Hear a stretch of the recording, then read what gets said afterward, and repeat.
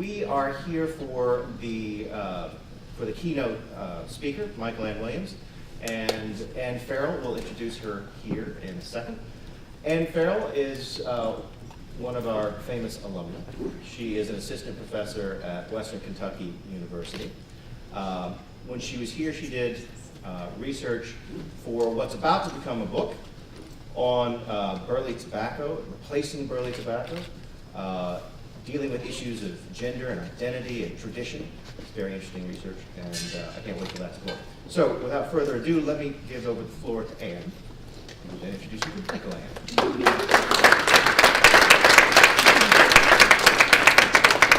And thank you for the introduction of the introducer.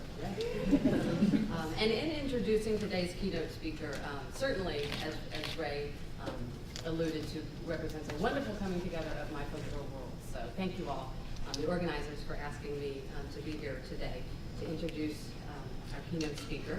And also because I was part of a group of students who in 2006 put on a conference that was really the precursor to what this amazing conference is today. We started with OSU students and alumni, bringing them together in a conference. And after a couple of years, the students who continued it, added this wonderful element of bringing together IU and OSU, and now welcoming students from all over the country. So it's really exciting to be here. But on to why I am here. I'm really personally honored to introduce today's keynote speaker. She was my professor when I was a master's student at WKU. She then became a friend and a mentor and a colleague in the field, and now I'm feeling incredibly lucky to be her colleague at Western. Michael Ann Williams is Distinguished Professor of Folk Studies in the Department of Folk Studies and Anthropology at WKU. She's been the head of the department since she led the charge in 2004 to create an independent department along with anthropology. As most of you, if not all of you know, Western has a long tradition of folk studies, of a folk studies program. It was in 2004 that it became an independent department in large, if not almost entirely, because of Michael Ann's amazing work. And in her role as department head, she's continued to serve as an incredible advocate for our students, for the program, and for the discipline more generally. Professor Williams holds a PhD in folklore and folk life from the University of Pennsylvania. Her research interests are wide-ranging and include the social and symbolic use of space and vernacular architecture, government policy and its impact on Appalachian communities, and cultural representation and the staging of tradition.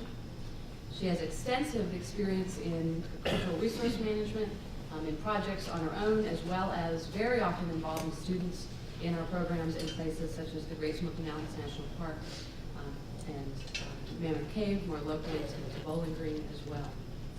She is the author of numerous articles and publications.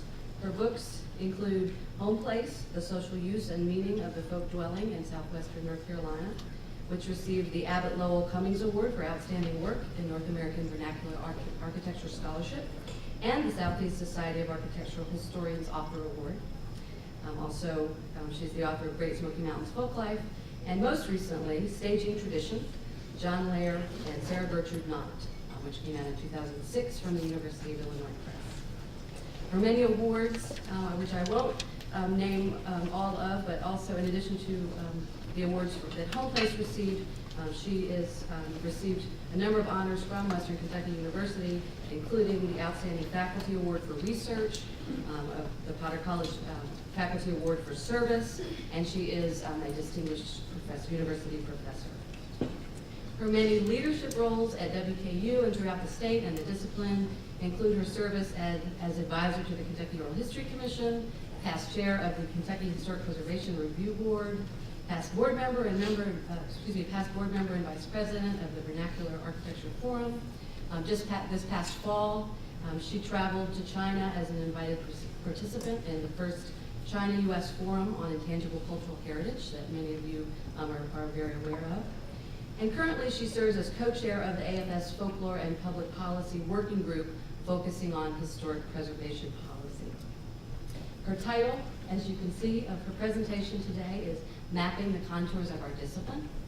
So So I'd like you to all please join me in welcoming Dr. Michael Williams.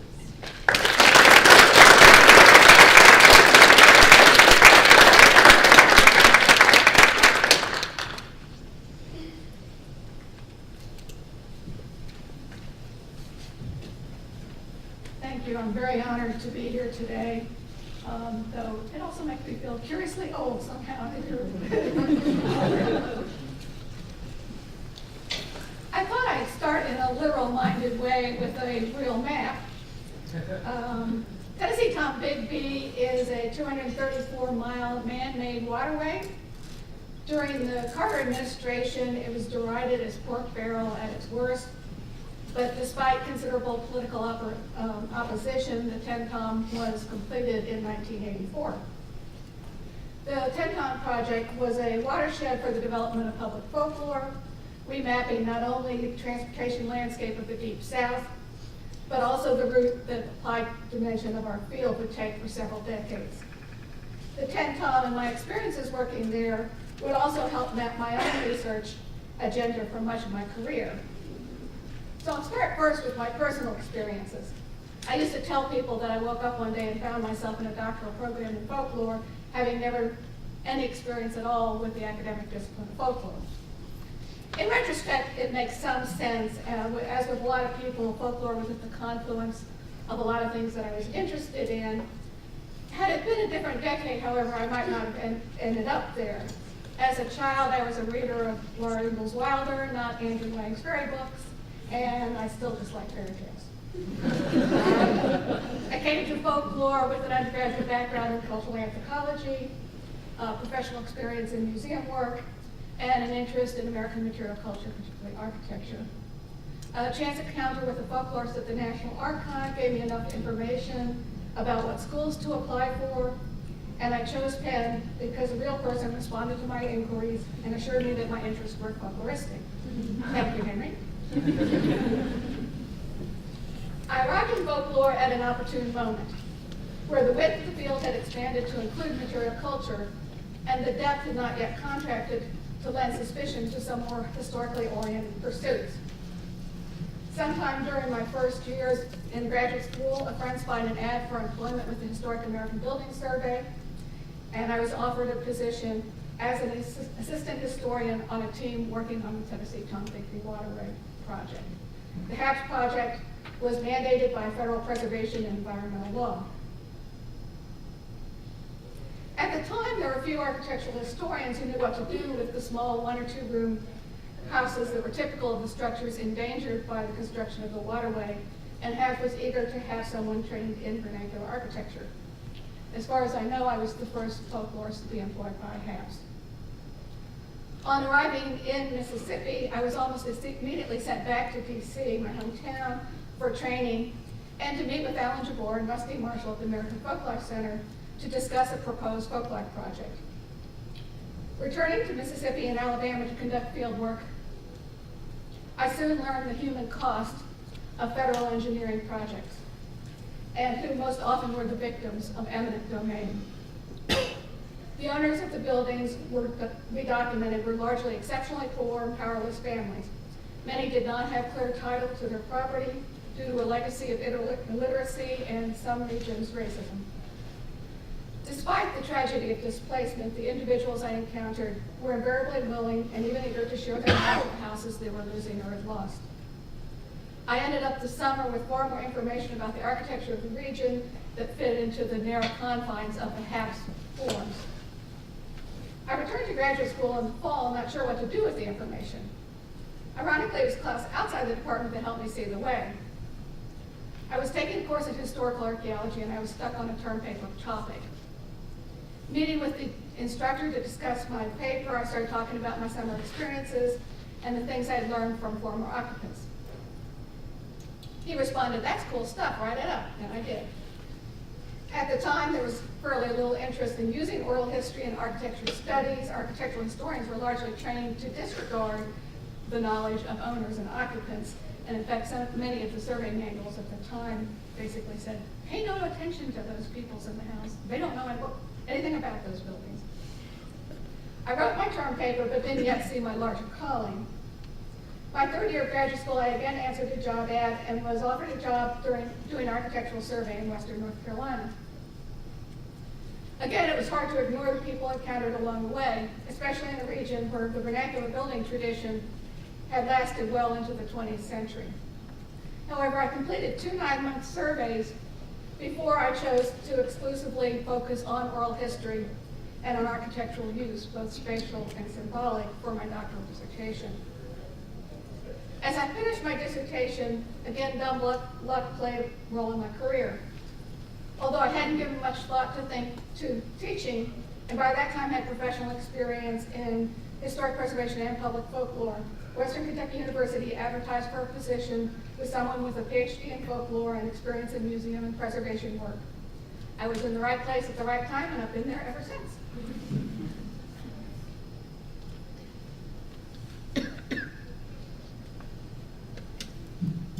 Returning now to the Tennessee-Tombigbee waterway.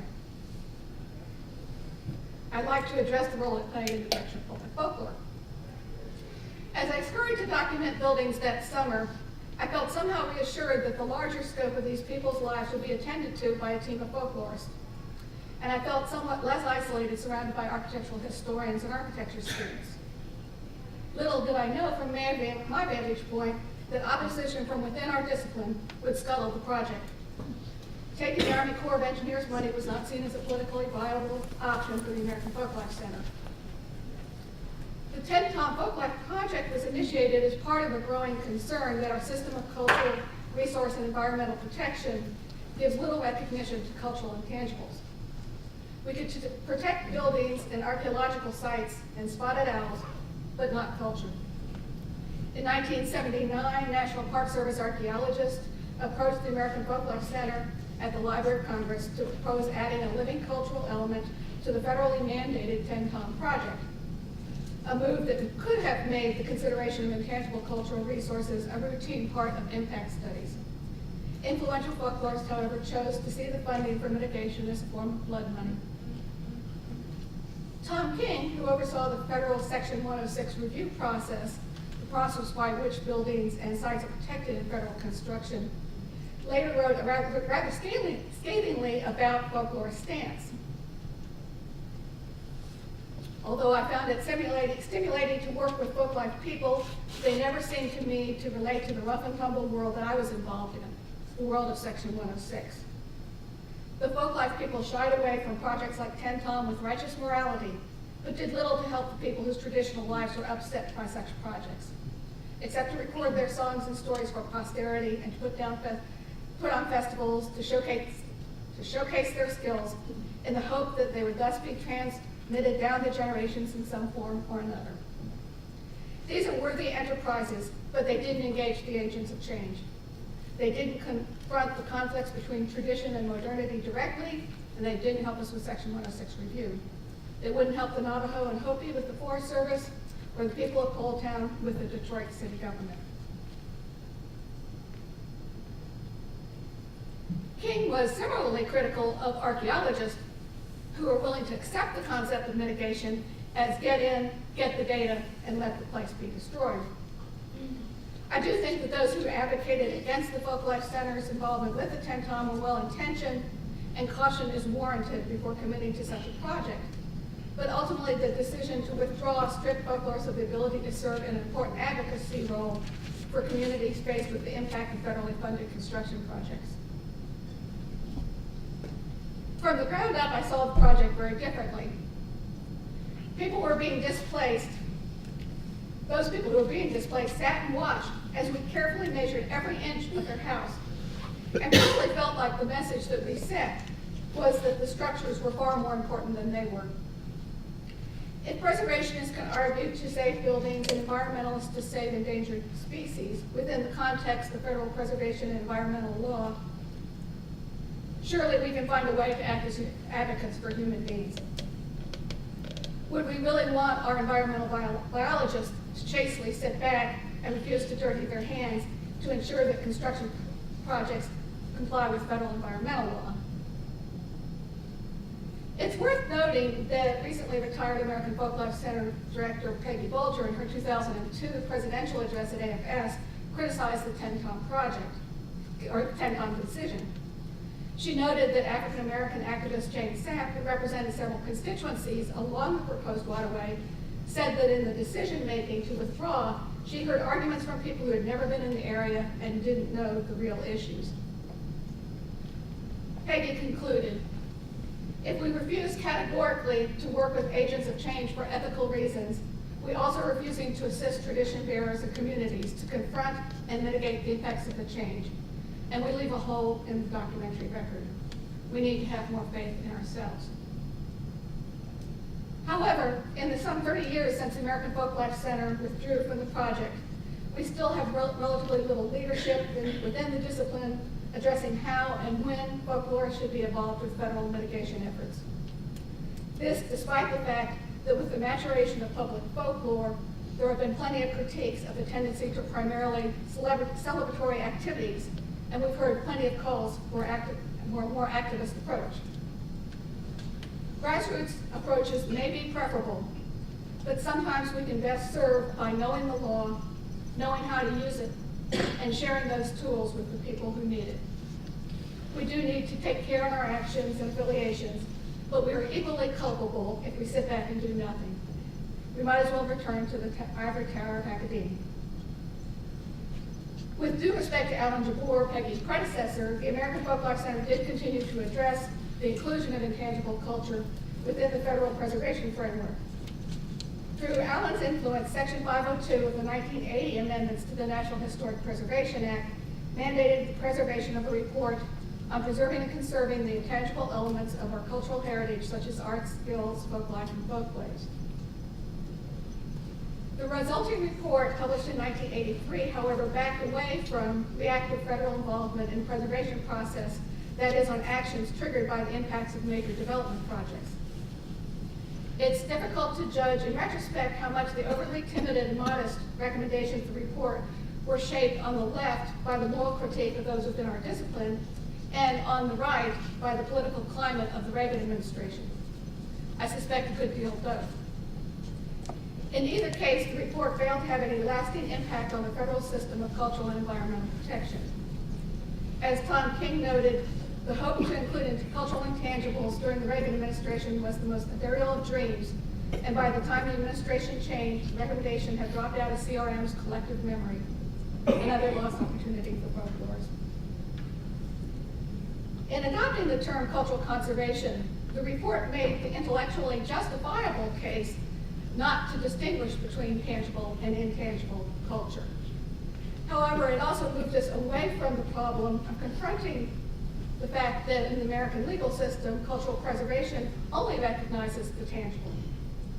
And more recently, as our discipline has moved in the direction of greater international dialogue about cultural policy, we found ourselves linguistically out of step in discussions of ICH, intangible cultural heritage, as used by UNESCO and others. And there was a good discussion, ICH at one of the sessions yesterday afternoon. The term cultural conservation was used partially to ally the concept with environmentalism and to suggest the nurturing of living cultures rather than the freezing of the past. I suspect that many younger folklorists would fail to distinguish between preservation and conservation today, or see its intended alliance with environmentalism, especially with the ascendancy of the concept of sustainability. I do believe that the vast majority of what was discussed in the 1990 Cultural Conservation Conference that was later published in Mary Hufford's book would fall comfortably within the umbrella of sustainability, but that term had yet to be appropriated for cultural use. In his critique of cultural conservation, King notes that folklorists with their new enthusiasm for heritage areas failed to articulate a systematic way to address conflict resolution and to act as advocates for communities in respect to federal agency planning. Whether we're addressing the loss of homes, the loss of communities, or the loss of livelihoods, we need a renewed sense of leadership within the field, whatever labels we want to put on our actions.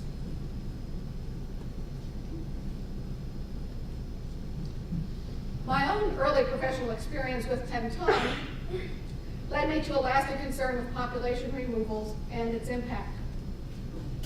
When fate ultimately took me to Western North Carolina, I became interested in the creation of the Great Smoky Mountains National Park and in part influenced by the wonderful work model of Charles Purdue and Nancy Martin Purdue's groundbreaking study of the Shenandoah Park removals.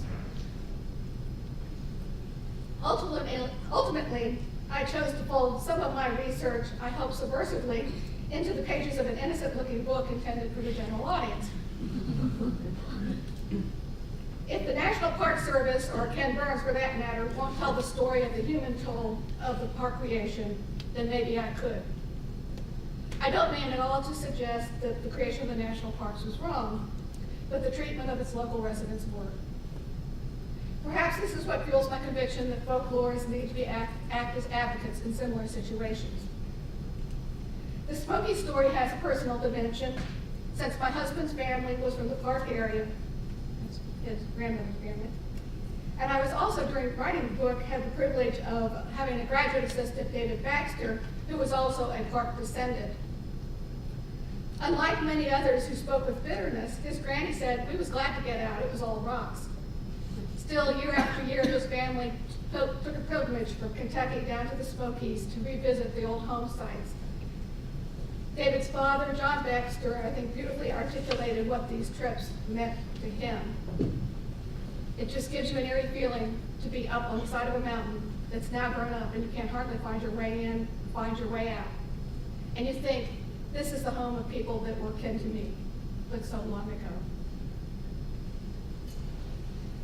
Some 10 years after the publication of the book, I was drawn back to the Smokies when an adamant archaeologist from a cultural resource firm started asking me to be involved in a mitigation project in the region.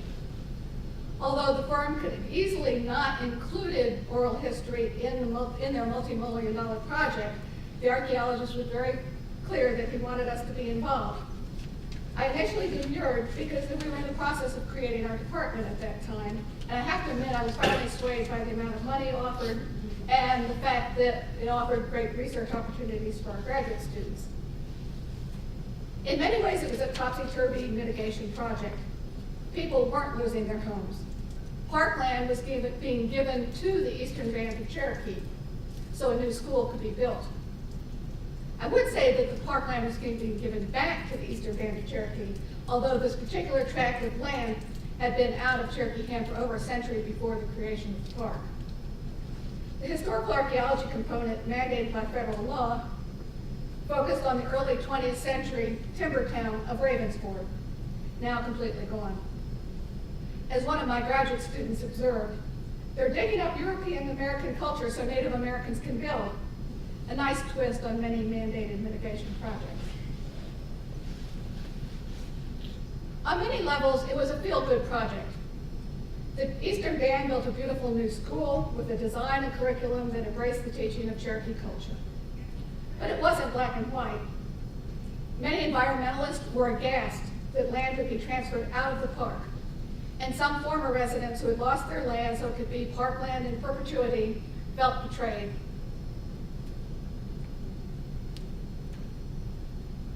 We interviewed Cherokee and non-Cherokee alike, some who remembered the timber era, others who were present during the subsequent Civilian Conservation Corps days, and several who were involved in the land transfer itself. The oldest interviewee, Beth Nations, 103 at the time of the interview, recalled the bitterness of the park removals. "They drove us off like dogs," she said.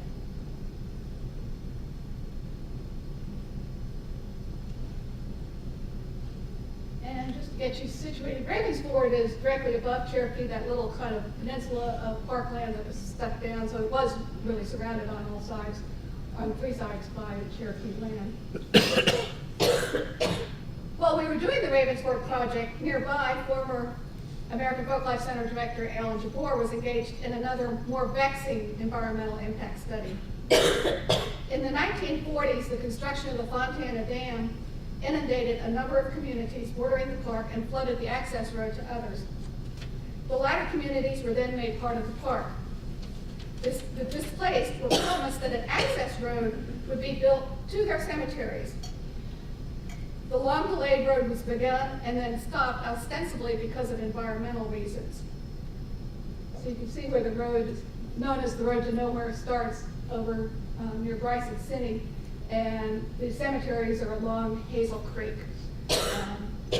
And these communities are generically either called Hazel Creek or the North Shore communities. The road to nowhere became emblematic of the bad faith of the federal government and festered into much local anti-environmental sentiment.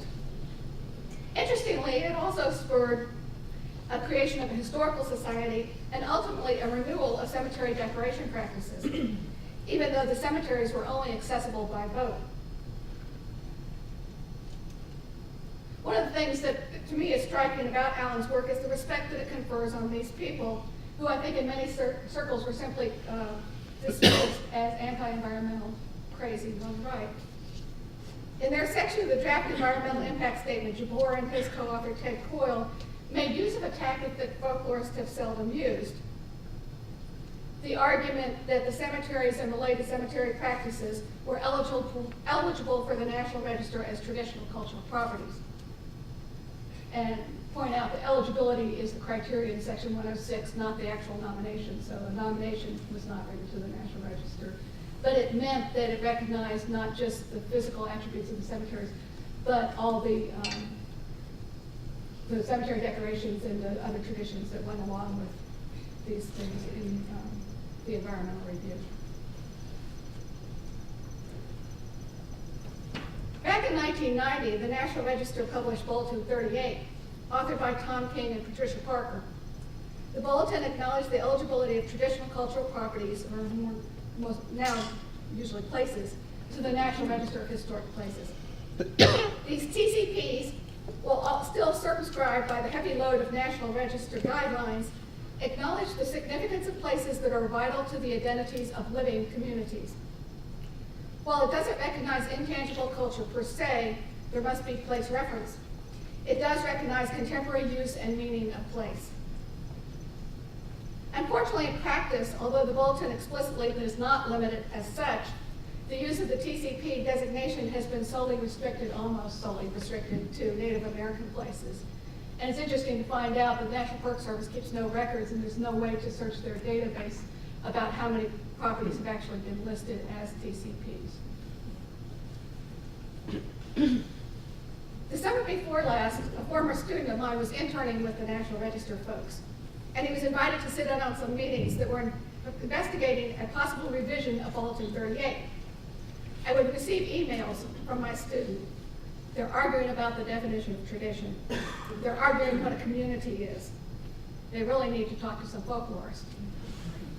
A few months later, several of us answered the AFS call for Task Force on Public Policy by creating a task force on folklore and historic preservation, which I and Laurie Summers now co-chair. At our first meeting in DC last summer, we met with a representative from the National Register who seemed more than eager to have a dialogue with folklorists about traditional cultural places. As it happened, they had just given up on the idea of revising the bulletin because they couldn't ever make up their mind with these issues. But instead, he suggested that what we needed were good models or case studies that would help them expand and practice the use of the concept. Our task force included representatives from the two public folklore organizations that have grassroots-oriented systems of acknowledging cultural significant places.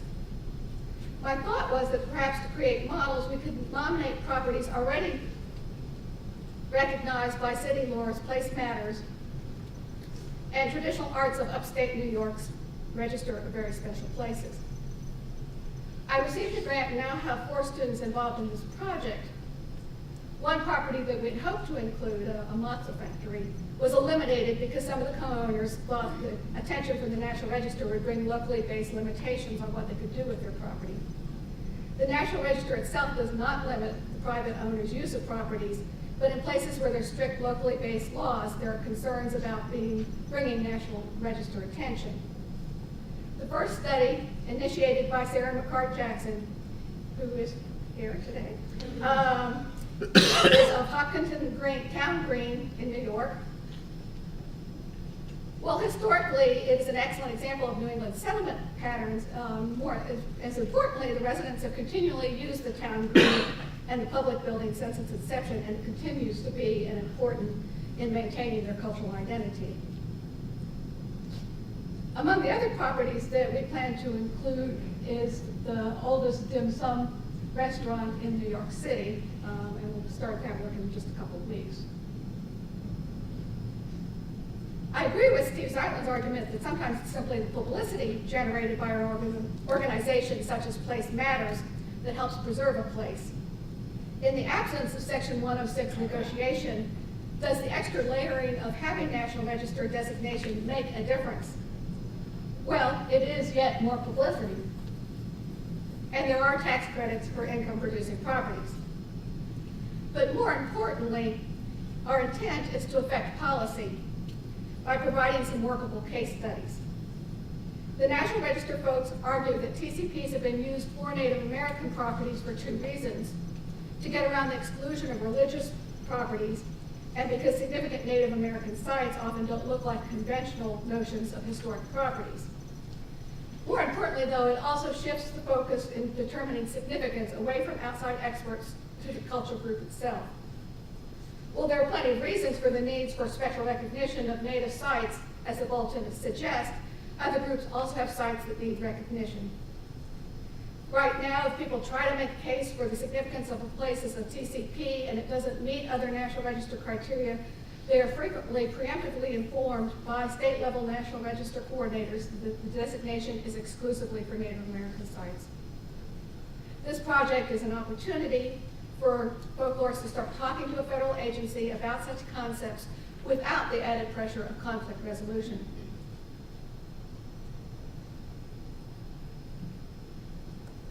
So perhaps after several decades, I've come full circle, wondering, as I did my first summer field work, working on the 10 Tom, about the nature of what our discipline could and should do in the public sphere. As I mentioned at the outset, I entered the field at a time when the scope of our discipline was vastly expanding, both in terms of what we study, as well as the applied dimensions of the field. However, revolutions are always followed by new orthodoxies. I know plenty of colleagues in vernacular architecture who, although trained in folklore, feel betrayed by the discipline. American folklore scholarship, which in the 1960s had only just expanded to include material culture studies, soon seemed to deem historically oriented material culture studies old-fashioned and inherently antiquarian. I do think that folklore's fundamental insecurities have helped orphan certain genres, historical approaches, and even whole regions of the country as we struggle to distance ourselves from anything that might resemble the public stereotype of our discipline. In this sense, I think that public folklorists have been much more successful than academics in expanding the public's notion of what our discipline embraces without abandoning what brings people to folklore in the first place. We spend far too much time wringing our hands about public misunderstanding of our field, rather than creatively thinking about how to build on the inherent goodwill and interest that our discipline inspires. If during the 1980s and 90s, our field began to cast a jaundiced eye toward certain types of historical studies, it was a great era of examining our own history as a discipline, as well as histories of various forms of cultural representation. At best, these studies should humble us and make us wiser in our choices, but not lead to inaction, either in advocacy, in the public realm, or in academic program building. Nor should these cautionary tales make us smug and dismissive of the past. Perhaps now is the time to start doing critical histories of our critical histories. One of the wrong takeaway lessons from David Wisnet's landmark, All That Is Native and Fine, published over 25 years ago, is that the early festival era should be simply dismissed, or that the White Top Festival, the shortest lived and least typical of the festivals, should be treated as emblematic of all the early festival work. While I think Wisnet is partially culpable in giving us a parade of women seemingly too adult even for bad intentions, he did give us a complex study from which we have taken oversimplified lessons. And this has helped us construct a narrative of the history of public folklore that has been male-dominated and almost solely tied to federally funded efforts. In my own study of the National Folk Festival founder, Sarah Gertrude Nutt, I think I intended a far more political study than I ended up with. Perhaps I got to know her too well, not that she was still alive, but through her immense collection. And the complexities of human intentions and desires made a simple political narrative impossible. There are plenty of things that she did that were hugely misguided, and we can look back at the pageantry and cultural representations of the early National Folk Festival as somewhat embarrassing. But Knott was also enormously courageous and successful, especially in the early decades of her work. We can look at her success in featuring African American culture in the 1936 Texas Centennial, when the organizers clearly wanted an all-white festival. Or at Constitution Hall in the era when Marian Anderson was famously banned from performing. And W.C. Handy and Zora Neale Hurston were two of the people that were involved in the early festivals. There was her ability to get major newspapers, including the Washington Post, to underwrite her festivals, and her incorporation of both school programming and academic conferences as part of the early festivals.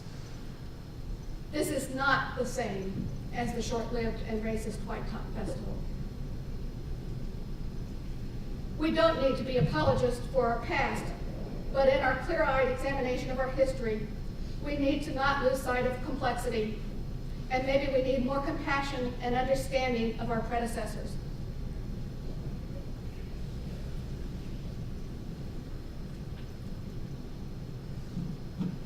With all the cautionary tales that the era of critical history gave us, the one cautionary tale that we seem to lack is the one that tells us of the consequences of inaction. Individually or collectively, we can't always foretell the possible ramifications of our involvements. We can't always know if we can make a difference. Would anything be different if folklorists had been involved in the Tennessee Tom Bigwig Waterway project? I don't know. What I do know is that whether it's academic program building or advocacy for the people we work with, sometimes we have to take a leap of faith. And we do need to have more faith in ourselves.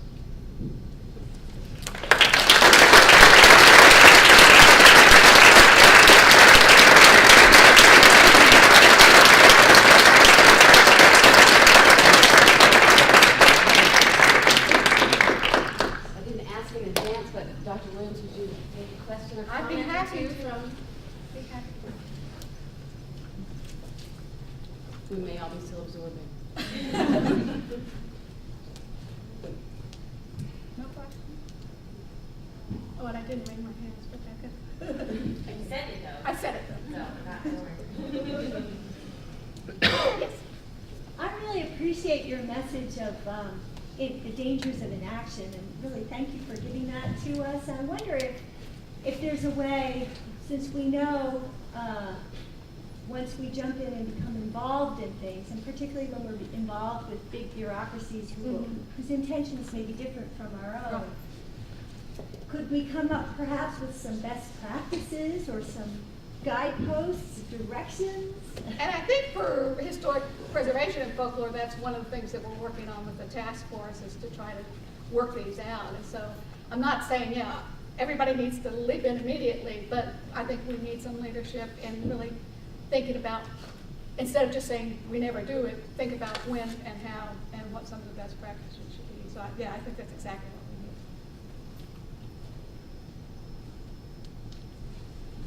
Do you think that we have the methods that we need to do this, or if we were to shift focus in this fundamental way, which I completely agree we should, do we need to rethink any of the methods that we use for our research, for either thinking about how we use oral histories, how we do studies of buildings, how we think about the land?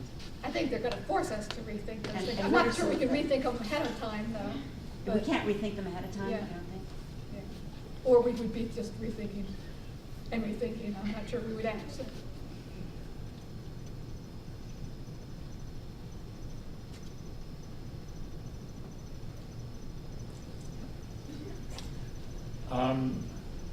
I was involved in the Blue Ridge Parkway field research by the Folklore Center at the Library of Congress. And looking back on that now, and that's what you've made me do in your presentation, we were prepared in so many ways. We met in Washington before we actually went out and did field research. But now I realize we weren't prepared enough. And a lot of it was lack of understanding of the politics. I kind of went into it thinking, oh, the Blue Ridge Parkway, what a wonderful thing that was. Yeah. And I learned from the people I was interviewing that even that happened in the 30s, and here we were doing our research in 1978. People still were angry about the Blue Ridge Parkway being built. So I guess my question is, how do we better prepare folklorists who are going out in the field? And here was, lots of good people were involved in that research. Alan Jabor and Rusty Marshall, and somehow we still missed one of the important elements that we should have been thinking about when we went into the field research. So what can we do about that? I guess, as we send teams out there, educate them more about histories without giving them preconceived notions. I think both with Ravensford and the North Shore, it's really easy to see it black and white. As soon as you get up close, there's like all these different sort of who is Cherokee, who isn't, who's opposed to the road, who's anti-environmental, and there's 15 different sides, and so you need to be knowledgeable and how much history still shapes it. We have the same with Mammoth Cave, the park removals there. There are still families, and that still has repercussions in doing work in Kentucky because of the bitterness of the park removals, and it's certainly still being played out in environmental movements in Western North Carolina. So knowing the history, and I think being willing to go in with an open mind of where people are coming from instead of prejudging people and their politics. But I think Pat's saying that the history didn't exist. I think you're saying that there probably wasn't a historical document that would have shown how angry people were, that there hadn't been that other kind of oral history, folkloristic work that would have gone in and gotten that very messy history that says both things. It wouldn't be clear just anger. It would have, that history that hadn't been written would have been all of those things. And maybe the question is, as part of the project, someone needed to collect those narratives, those uses of language, because it's not just narrative. It would have to be how people talk about place, the ways they talk about place. You have to know their ways of talking about place. So I agree with that. There was another factor in it, though, that didn't occur to me until later. One of the co-sponsors was the National Park Service, and they were maintaining the myth that of the beauty of the parkway, and and everybody was happy. Right. It was made, and everybody was happy. And so we had interns from the National Park Service working with us. Maybe they weren't even aware of it themselves. And I've worked for the Park Service quite a bit. Sometimes I wonder whether they've even read what I've written about the Park Service, but I think there is a very slow movement in, at least it's being willing to talk somewhat about that history. I was involved in a cemetery project at Mammoth Cave, which you wouldn't think, but just brought out an incredible amount of bitterness and hostility still about both removals and the Park Service's attitude to people, and so it's still festering. Just to pursue that, can you talk more about how creating or documenting the previously undocumented history works with mitigation? We tell, we represent, then what? What's the mitigation effect of doing documentation when you discover that there's a bunch of stuff that just wasn't recorded because, is there politics in the Beltway? Do bears shit in the woods? Of course, you're always gonna be on somebody's political ground when you're working. But what does it mean to expand the ground, and where does that knowledge go, and how does it become? And that's, I think, what we need to be defining. I think, as Tom King addressed as well, because we've sort of ceded the area to archaeology and they have treated mitigation as go in and get data and get out. I do think, though, that we're capable of helping to redefine what mitigation is, because at least there are these laws that exist, and if we can make cases of the meaning of living traditional, as in the TCP, since it's a tool we have, that there's a way to then help make the argument for example, in the settlement and the EIS for the North Shore. That road's probably never going to get built, but at least people started paying attention to the needs of these communities that were so involved with creating these, and the Park Service has become so much more willing now to enable the cemetery declarations and to work with this community in a way which in the past was strictly hostile and adversarial.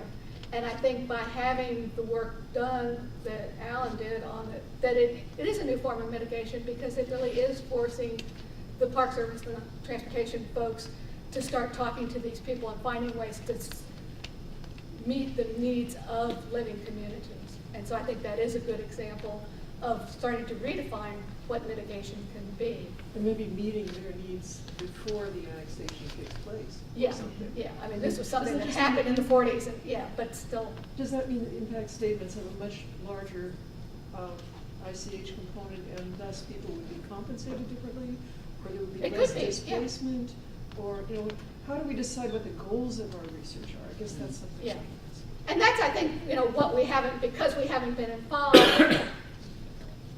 how much we can test whether we can actually stop anything from happening or not, or just make it the best that we can hope to get for the people. But if we don't try, I don't think we're going to know whether we have, because I think surprisingly, at least certain archaeologists have been willing to bring folklorists and oral historians into the mix, and I don't think we know what we can do with it yet, because we haven't done it very much.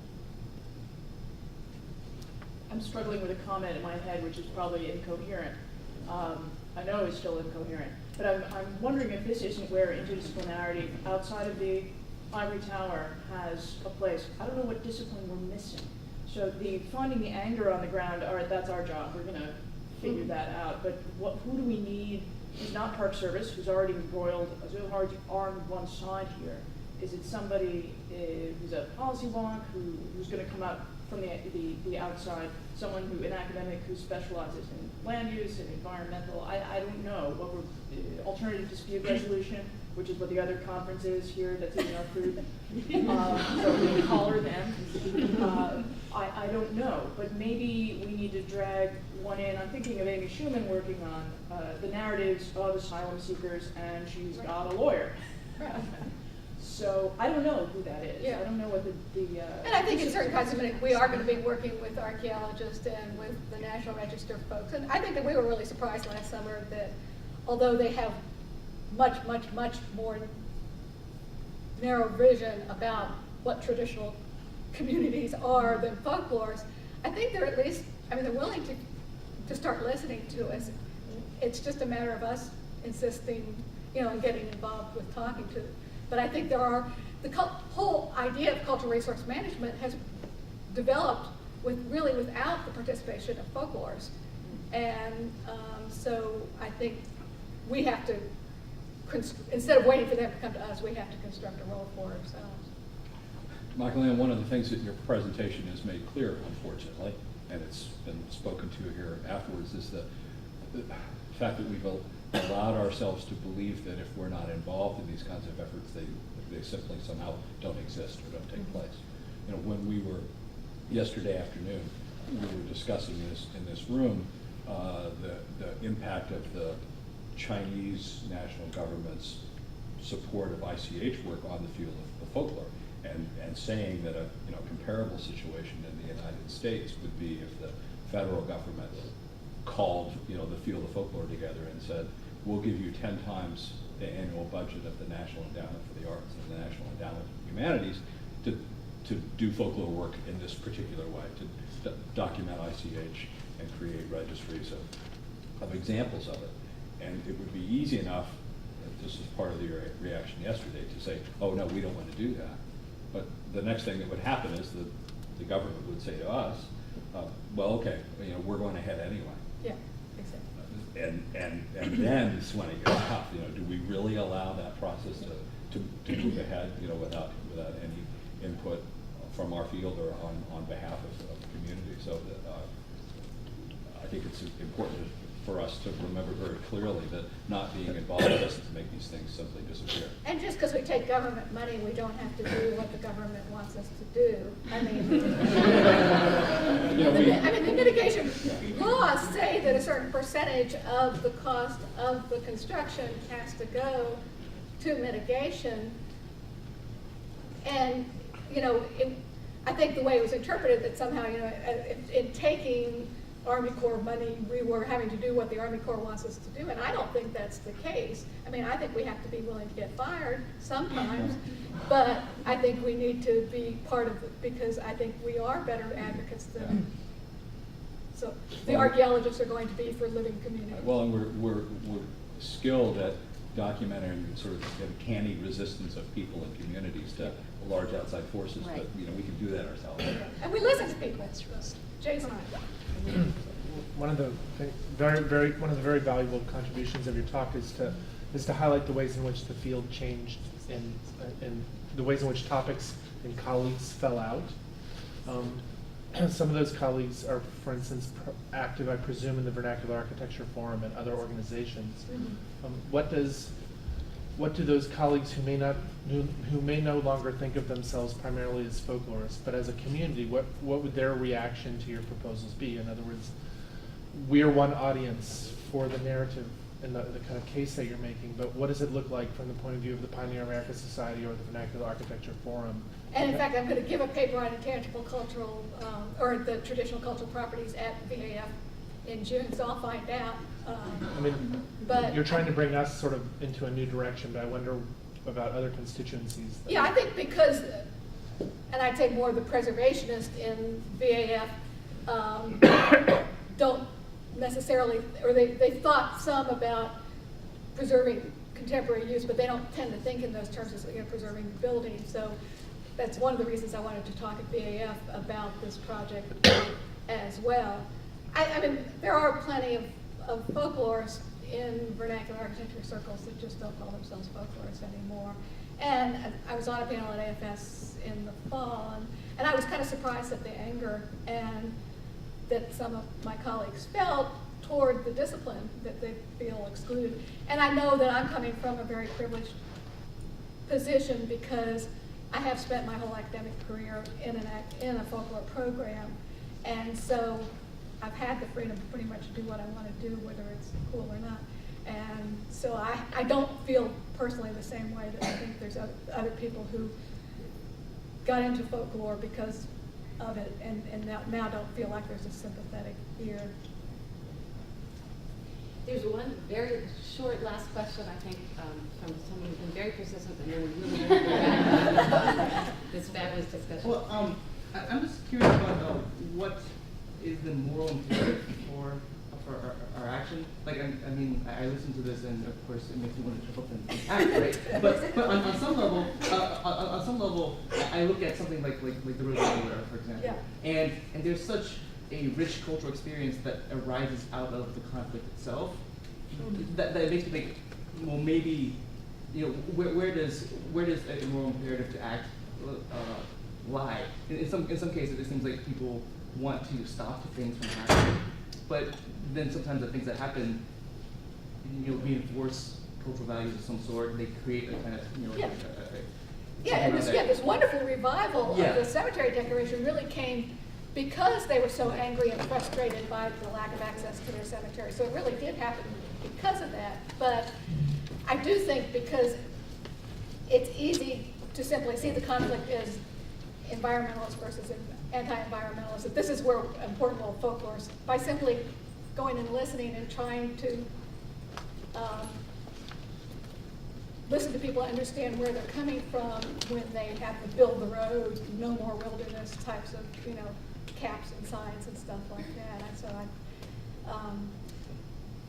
but I don't want to suggest that there is a single moral imperative that we do this because of that, but simply that in creating all these cautionary tales that we seem real keen on creating that there should be cautionary tales about, sitting back and not doing anything at all. Well, clearly, this is an ongoing discussion that you've inspired today, so thank you very much, Michael Ann. And thank you.